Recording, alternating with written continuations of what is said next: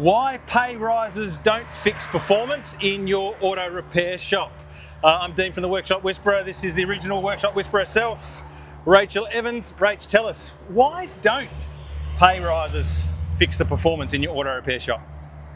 Well, it's a really sneaky one because if you're used to throwing money at problems and you've got a problem team member, you're going to want to deal with the noise they might be making or the lack of productivity that they may be producing.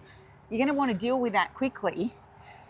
And your brain thinks, if I offer an incentive, a cash incentive, surely this person will rise to the task.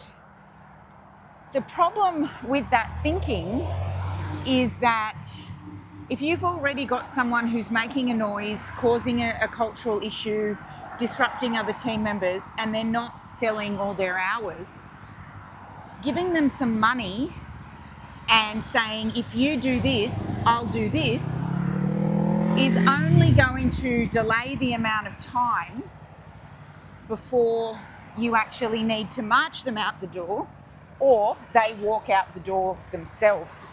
So basically, by offering extra money to get rid of that performance or cultural issue, you're putting a Band-Aid on the problem.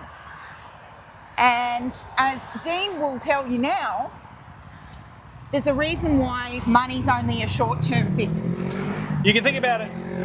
Well, there was a study done that showed financial incentives as a way to boost performance only work somewhere between 21 to 28 days. So you get an almost instant uplift in output, but then the performance starts to drop from about day 21 on to the point where from day 30 on, not only has that individual's performance usually fallen back to where they were before you gave them the pay rise, but in many cases, the performance had been shown to drop even further. It's a bit like running your fuel tank down to empty and then going, oh, well, the problem here is just to throw $50 of petrol in there. The point is that you got a short-term boost in performance of the vehicle, but eventually you haven't fixed the underlying issue, which might be the attitude, the skill set, the knowledge, the mechanical operation. You've only masked an underlying issue. End up, you run out of fuel, you're stuck on the side of the road. It's the same with your team and their performance. So if you've got an issue that is a toxic team member, whether they're causing trouble consistently with other team members, they've got poor work ethic, they don't have good self-leadership, and they're not able or seemingly unable to achieve the productivity result you need, it's a performance improvement plan that is needed to get them, or at least clearly make them aware of what is required in their performance and by when.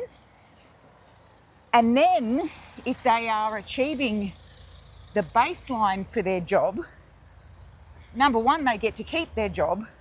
Number two, only when they're producing at the level you need them to, might you discuss any further advancement in their salary.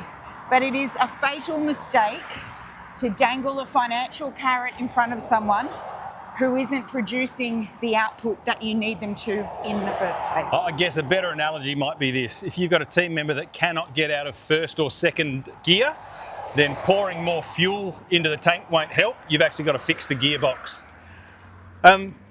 Anything else to say? I think we probably covered it for that one. Covered that one. That was a fantastic analogy. Just giving yourself a pat on the back. I really was. All right. Thanks for joining us, team. We'll see you on the next episode of Talking Shop.